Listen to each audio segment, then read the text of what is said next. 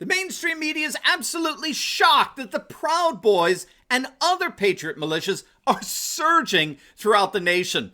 In this video, we're going to take a look at the latest report from the New York Times detailing how the Proud Boys continue to swell in their ranks. We're going to see how the same is true of other Patriot militias, and stick with me to the very end of this video when I'll reveal how, when it comes to the surge in Patriot militias, in many ways, the left-wing media has only themselves to blame. You're not going to want to miss this. Greetings, everyone. Dr. Steve here with you. Great to be with you. As always, I am your daily fake news antidote. As each and every day, I provide patriotic analysis to help you to think better so you can feel better in these crazy and turbulent times. So if you've already done so, you know what to do. Make sure to smack that bell and subscribe button. Before we begin, gang, it is Christmas time, and you are definitely going to want to check out our amazing, awesome, totally cool merch store for gifts for the Patriots in your life. We got the best designs in the world, like our latest Let's Go branded t-shirts. They're absolutely awesome. We've got some of the best Patriot gear where you can pick out something that spreads hope and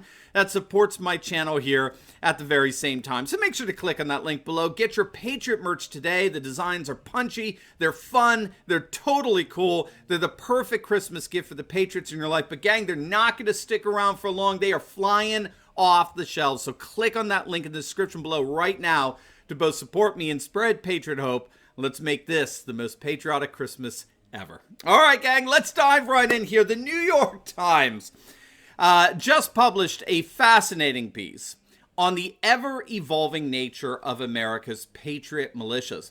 Now, in this piece, the focus is primarily on the Proud Boys. The Proud Boys is an organization founded back in 2016 by Gavin McInnes, and their membership has swelled to purportedly over 40,000 across the nation.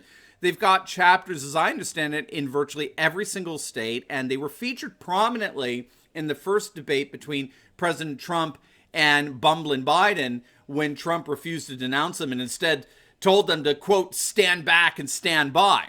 However, since January 6th, the Proud Boys have taken a rather low national profile. Their former leader, Enrique Tarrio, was recently sentenced to 5 months in prison for burning a BLM flag torn down from a Washington, D.C. church, and several members have been incarcerated for storming the Capitol building. And yet, to the shock of these left-wing activists disguised as journalists in the mainstream media, the Proud Boys continue to evolve and develop into a major political force, particularly now at local levels of society and government. Here's how the New York Times article puts it, quote, members of the Proud Boys, the far-right nationalist group, have increasingly appeared in recent months at town council gatherings, school board presentations, and health department question and answer sessions across the country. Their presence at the event is part of a strategy shift by the militia organization toward a larger goal to bring their brand of menacing politics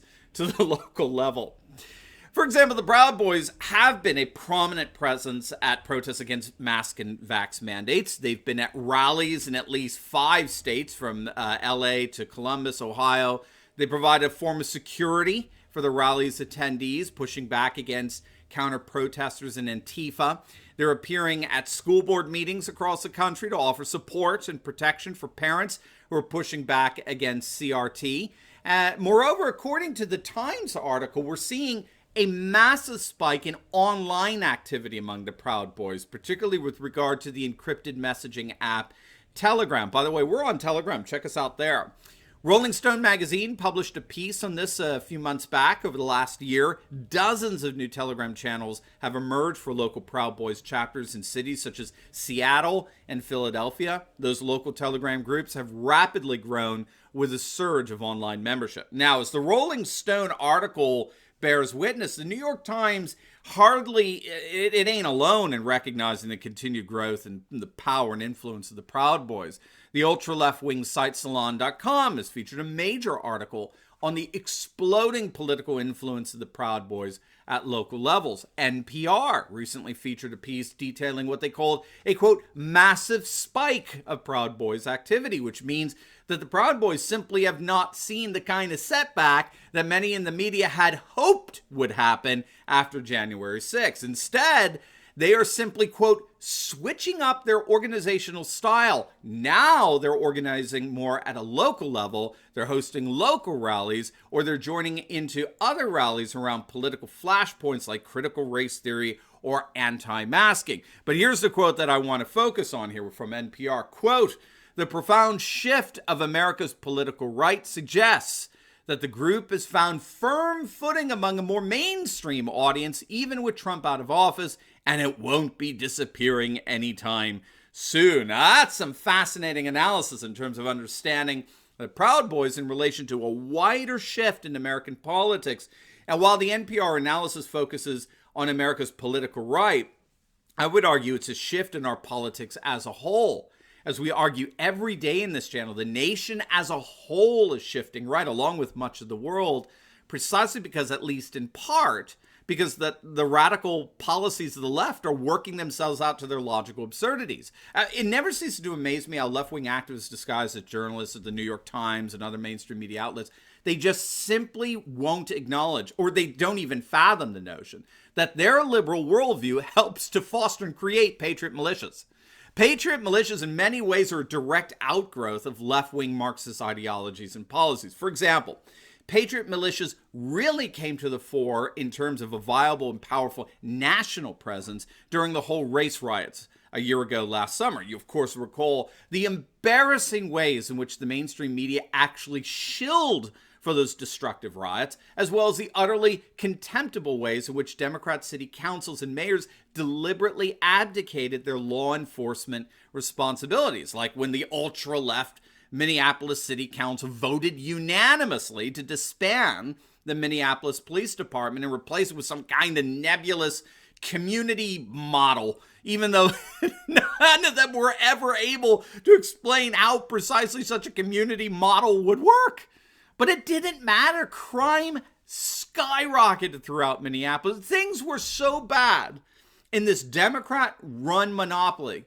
Things were so bad that you actually had the Minneapolis Police Department officially announce that the citizens of Minneapolis actually ought to expect to get mugged and robbed. Law and order had so broken down in Minneapolis that if you're living there, you should expect to be a crime victim. And in the midst of that insanity, more and more people, especially police and law enforcement, more and more people turn to patriot militias to help restore some semblance of law and order. So this is one of the reasons why we're seeing a growing alliance between patriot militias and law enforcement. In fact, in many respects, patriot militias are taking over law enforcement across the nation. But before we get into that, a huge thank you to everyone for your kind words about our new Change America initiative. Last week was a great display of patriots coming together to stand for truth. I could not be more proud. Change America was started as a way for everyday patriots to do extraordinary things, getting involved in fighting for freedom with their spare change, supporting candidates, organizations, audits, and more. And as a thank you, my team and I are so thrilled to announce a special Turley Talks live virtual Christmas party on Monday, December 20th at 7 p.m. Eastern. I'll be inviting some special guests, giving away gifts, sharing some special Christmas stories, and more. So I hope to see you there. Make sure to click on that link below if you haven't already done so, and sign up for Change America today and join me December 20th. I can't wait to see you there. All right, so if you don't know, a couple of months back, some hackers breached the website of another National Patriot Militias group called the Oath Keepers, right? They're one of the largest National Patriot Militias organizations in the country. And these hackers published the data they stole from their website. And among their findings was a file that purportedly provides the names, addresses, and phone numbers of upwards of 40,000 of their members. What so shocked so many in the press and the mainstream media was just how many law enforcement officers and officials were among the Oath Keepers membership. In fact, according to its founder, Stuart Rhodes, who is himself a Yale Law School grad, the Oath Keepers are made up primarily of active and retired law enforcement officers and military personnel. But again, is this any wonder, given the various ways in which radical leftist Democrats have thrown law enforcement on the bus, all the while social order in our nation's cities has begun to completely unravel? When the dominant institutions begin to implode, inevitably populations are going to seek the protection and security of parallel institutions and parallel structures that provide alternatives to the eroding law enforcement of the more dominant institutions. And that's precisely what Patriot militias provide in terms of law and order. So if the left-wing media is shocked that organizations such as the Proud Boys and the Oath Keepers continue to swell in their ranks, they really, in the end, only have themselves to blame for it. Now, before you go, you will definitely want to check out my latest video on feminism versus logic challenge. It's one of the funniest self-owning compilations you're going to see. Perfect to close out our week and start a great weekend. So make sure to click on the link, and I'll see you over there. God bless.